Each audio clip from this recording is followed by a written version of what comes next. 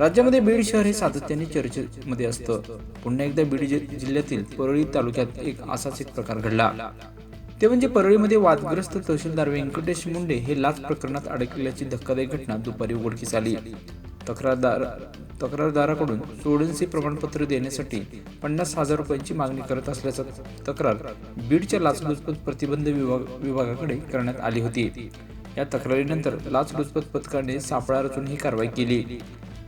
लाचलुचपत प्रतिबंध विभागाचे उपाधीक्षक सोपान चिल्लमपल्ले यांच्या मार्गदर्शनाखाली ही कारवाई पार पडली. तक्रारदाराकडून सुरुवातीला 50,000 रुपयांची मागणी करण्यात आली होती.